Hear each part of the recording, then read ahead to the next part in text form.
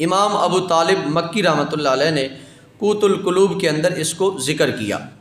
کریم آقا صلی اللہ علیہ وسلم فرماتے ہیں اللہ نے 3 فرشتے بھیجے اور 3 جگہوں پہ ان کی ڈیوٹی لگائی ہے۔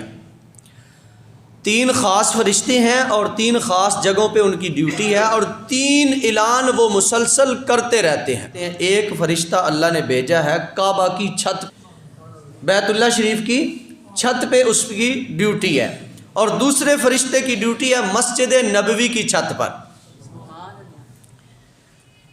کتنی خوبصورت ڈیوٹیاں ہیں اور کتنے خوبصورت فرشتے ہیں، آگے سبق کتنا پھر ہمیں خوبصورت ملے گا۔ اور تیسرے فرشتے کی ڈیوٹی ہے مسجد اقصیٰ کے اوپر، مسجد اقصیٰ کی چھت پر۔ اب یہ تینوں مقام بڑے ہی بلند و بالا ہیں۔ جو مسجد اقصیٰ میں ایک نماز پڑھتا ہے اللہ اس کو 50,000 نمازوں کا ثواب عطا فرماتا ہے۔ جو مسجد نبوی میں ایک نماز پڑھتا ہے اللہ اس کو بھی 50,000 نمازوں کا ثواب عطا فرماتا ہے، اور جو بیت اللہ شریف حرام میں پڑھتا ہے ایک نماز کے صدقے اللہ اس کو 1,00,000 نماز کا ثواب عطا فرماتا ہے۔ وہ بیت اللہ شریف کے اوپر فرشتہ ہے نا، اس کی ڈیوٹی ہے اور وہ اعلان کرتا ہے کون سا؟ من ضیع فرائض اللہ خرج من امان اللہ، جس نے اللہ کے فرائض کو ضائع کیا وہ اللہ کی حفاظت سے نکل گیا۔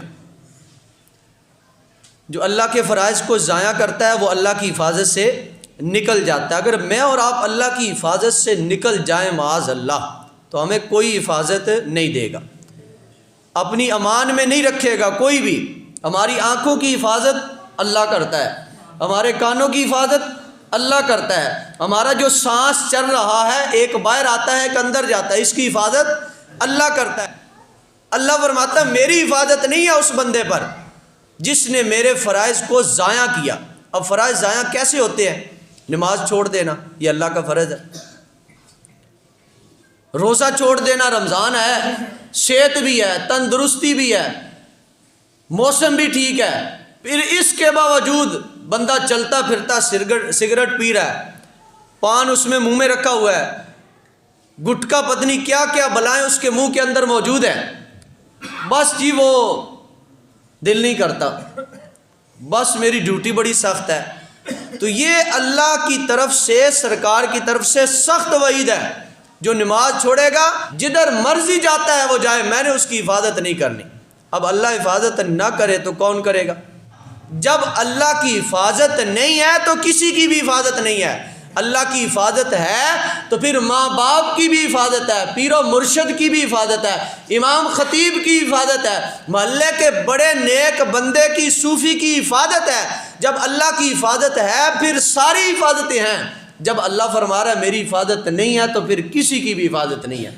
اس لیے مجھے اور آپ کو اس حدیث پاک سے ضرور سبق حاصل کرنا چاہیے۔ یہ ایسے فرائض ہیں جن کو ادا کرنا ہر مسلمان بالغ مرد عورت پر فرض ہے، وہ ادا کرتا رہے گا تو اللہ کی حفاظت کی چھتری میں رہے گا۔ دوسرا فرشتہ مسجد نبوی کی چھت پہ اعلان کرتا ہے من ترک سنت رسول اللہ صلی اللہ علیہ وسلم لم تنلہ شفاعۃ، تو وہ فرشتہ کہتا ہے جس نے حضور علیہ الصلوۃ والسلام کی سنت کو چھوڑا سرکار کی اس کو شفاعت نہیں ملے گی۔ سرکار کی شفاعت پہ ہی تو سارے بندے جنت میں جائیں گے، سارے بندوں کو سرکار ہی تو جنت میں لے کے جائیں گے، ایسے چلو بھریں گے اپنے غلاموں کو جنت میں پہنچا دیں گے۔ اگر سنت کو چھوڑا ہوگا بلا وجہ، کوئی وجہ نہیں ہے، روزانہ داڑھی کاٹ دیتا ہے، کوئی وجہ نہیں ہے، سرکار کی سنت چہرے پہ سجانا یہ سرکار کے غلاموں کا مقام ہے، سرکار کے غلاموں کی شان ہے، اور جو سنت رکھ لیتا ہے اللہ اس کو 1000 بیماریوں سے بھی بچاتا ہے، اللہ اپنا قرب بھی عطا فرماتا ہے، اپنے حبیب کا قرب بھی عطا فرماتا ہے، اور وہ بندہ گالیوں سے بچ کے رہتا ہے، غیبت سے بچ کے رہتا ہے، چغلیوں سے بچ کے رہتا ہے، غیر محرم عورتوں کو دیکھنے سے بچ کے رہتا ہے، وہ فلموں ڈراموں سے بچ کے رہتا ہے، وہ طرح طرح کی مصیبتوں سے بچ کے رہتا ہے۔ ایک سنت کو زندہ کیا ہے اللہ نے ساری بیماریوں سے بھی بچا لیا ہے، اور اللہ نے اپنا قرب بھی عطا فرمایا ہے، اپنے محبوب کا بھی قرب عطا فرمایا ہے۔ اس کے بعد تیسرا فرشتہ جو مسجد اقصیٰ پر ہے وہ یہ مسلسل اعلان کرتا رہتا ہے کہ من اکل حراما لم یقبل منہ صرف ولا عدل، جو بندہ حرام کھاتا ہے اس کا نہ فرض قبول ہوتا ہے نہ اس کا نفل قبول ہوتا ہے۔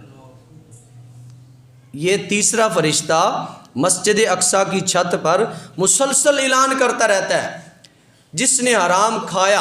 اب حرام کی کئی صورتیں ہیں، سود ہے، رشوت ہے، غریب کا نہ حق مال کھانا ہے، کسی یتیم بچی کا مال کھانا ہے، یہ مختلف صورتیں ہیں۔ یا بینک میں پیسے رکھوائے، 1000 رکھوایا، ادھر سے 2000 مل گیا، تو یہ بھی سود ہے۔ تو سود، رشوت، کسی کا مال کھانا ناجائز طریقے سے، یا بلا وجہ کسی سے غصب کر لینا، چوری کر لینا، ڈکیٹی کر لینا، یہ ساری باتیں حرام مال کے اندر آتی ہیں۔ تو جو بھی ایسا کرے گا نہ اس کے فرض قبول ہیں نہ اس کے نفل قبول ہیں۔ شب برات کو ساری رات عبادت کرے، کوئی قبول نہیں ہے۔ شب معراج کو ساری رات عبادت کرے، کوئی قبول نہیں ہے۔ سارا رمضان نمازیں پڑھتا رہے، کوئی قبول نہیں ہے۔ کیوں؟ کہ وہ حرام کھانے والا ہے، وہ سود کھانے والا ہے، وہ رشوت کھانے والا ہے، وہ غریبوں کا ناحق مال کھانے والا ہے، وہ غصب کرنے والا ہے، وہ چوری کرنے والا، وہ ڈکیٹی کرنے والا ہے۔